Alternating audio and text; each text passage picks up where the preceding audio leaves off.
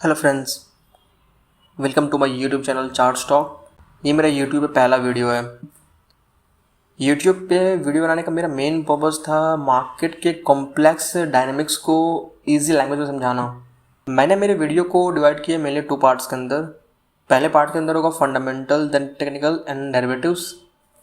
Second part के अंदर होगा post market analysis, pre market and then news based on market. Now मैंने derivatives को भी डिवाइड किया है 3 पार्ट के अंदर। 2 पार्ट्स को बता रहेगा, futures, options and third one forward. Now मैंने फ्यूचर एंड ऑप्शंस को भी डिवाइड किया है डिफरेंट पार्ट्स के अंदर। लाइक फ्यूचर में होते हैं leverage, contract basis, expiry settlements and speculations. ये मेन चीज़ें होते हैं फ्यूचर्स के अंदर।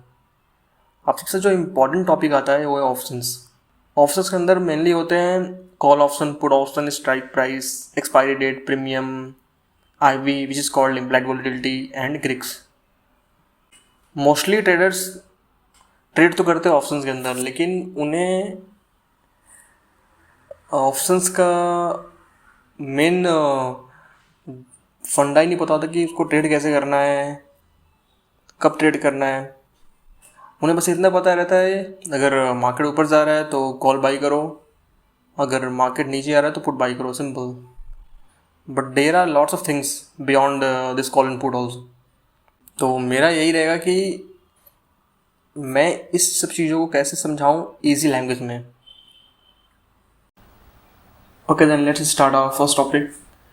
Our first topic is what is derivative. We will start with an example. आपके सामने 2 प्रोडक्ट्स हैं, curd and butter, and as we all know that curd and butter दोनों ही फॉर्म होते हैं मिल्क से।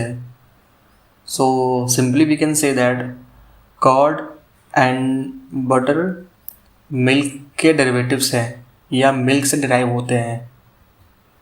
एंड मिल्क यहाँ पे क्या हो गया हमारे लिए, अंडरलाइंग एसेट्स। अगर मिल्क के प्राइस में कुछ होता है फ्लक्चुएशन, लेट्स से मिल्क के प्राइसेस इंक्रीज हो गए हैं, तो उसके साथ में कर्ड, बटर एंड जो भी मिल्क के प्रोडक्ट होंगे सबके प्राइसेस भी इंक्रीज होंगे।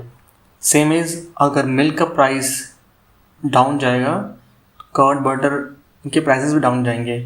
Same in the case of diesel and petrol also. Diesel and petrol दोनों फॉर्म होते हैं क्रूड ऑयल से। So that diesel and petrol derivatives हैं क्रूड ऑयल के।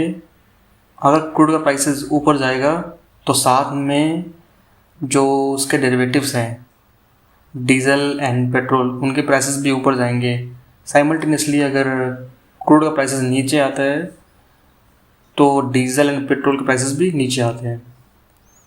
Okay, now we will understand this whole thing through a scenario.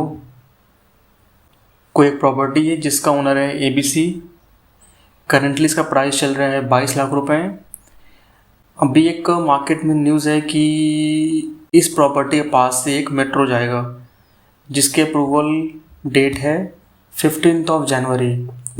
And because of this metro news price has been increase to 25 lakhs। Obvious सी बात है कि काफ़ी सारे buyers इसमें अपना इंटरेस्ट दिखाएंगे, क्योंकि अगर यहाँ मेट्रो बन गया तो हो सकता है कि जो प्राइस अभी 25 लाख है उसका प्राइस बढ़ के 28 लाख हो जाए, फिर 30 लाख हो जाए। लेट्स से कोई बायर है XYZ जिसको इस प्रॉपर्टी में काफ़ी इंटरेस्ट है, लेकिन प्रॉब्लम ये आता है कि उसके पास अभी सफिशेंट फंड्स नहीं है कि इस प्रॉपर्टी में इन्वेस्ट कर सके। देन वो क्या करता है कि मिलता है ब्रोकर से कि यार देखो मुझे इस प्रॉपर्टी में इंटरेस्ट है, इसे मुझे इन्वेस्ट भी करना है, लेकिन अभी मेरे पास सफिशेंट फंड्स है नहीं, तो कोई सोल्यूशन है कि इसमें इन्वेस्ट करने के लिए।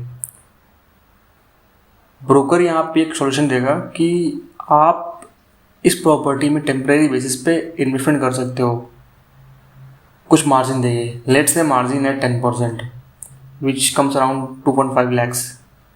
लेकिन शर्त यह है कि आपको ये प्रॉपर्टी इस मंथ के लास्ट थर्सडे तक वापस हैंडओवर करना रहेगा ABC को। अब यहाँ पे जो बायर है XYZ, इसको पता है कि अप्रूवल डेट तो 15th है, उसके बाद उसके पास 10 days मिलेगा टाइम। सेटलमेंट के लिए, तो एग्री हो जाता है एंड दोनों डील कर लेते हैं, ABC एंड XYZ। अच्छा, यहाँ पे कॉन्फ्लिक्ट है कि जब ABC को पता है कि यहाँ मेट्रो बनने वाला है तो वो अपनी प्रॉपर्टी क्यों सेल करेगा।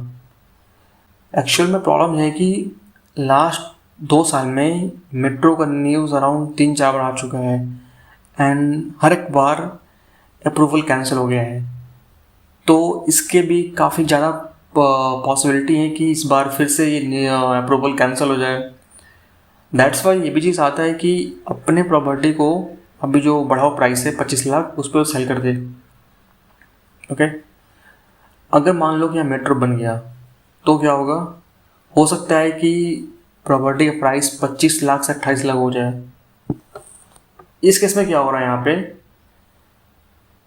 XYZ के 2.5 लाख के मार्जिन पे उसे कितना प्रॉफिट हो गया है, 3 लाख रुपए का। मतलब 2.5 लाख इसमें अपना मार्जिन दिया है, इन्वेस्ट किया है, उसको प्रॉफिट हो गया 3 लाख रुपए का।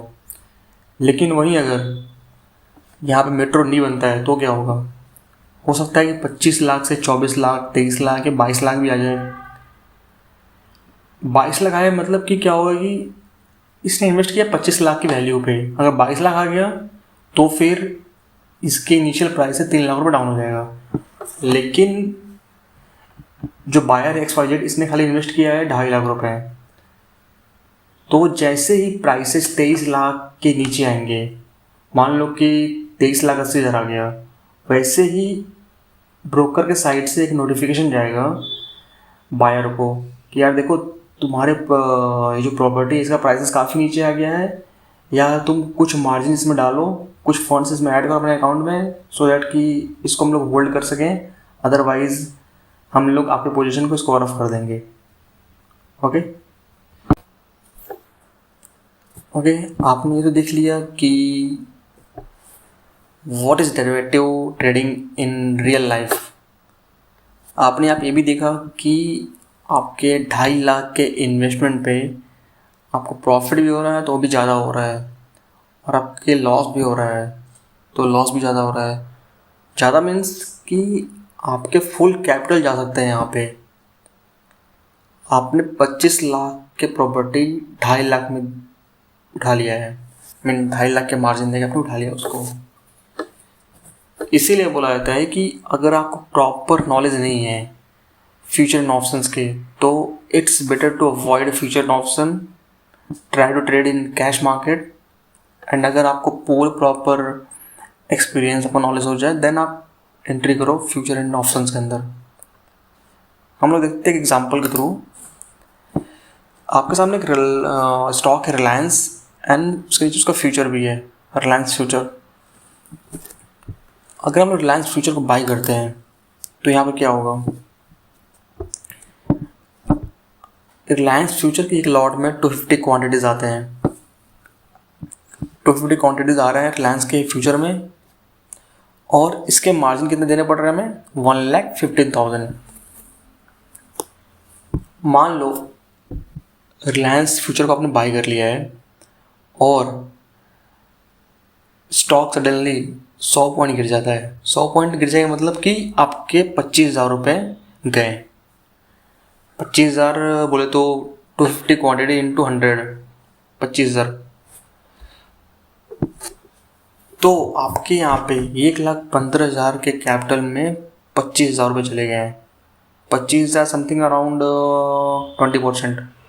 ओके, लेकिन यही अगर आप 250 क्वांटिटी अगर कैश में लोगे तो आता है 6,49,000 का।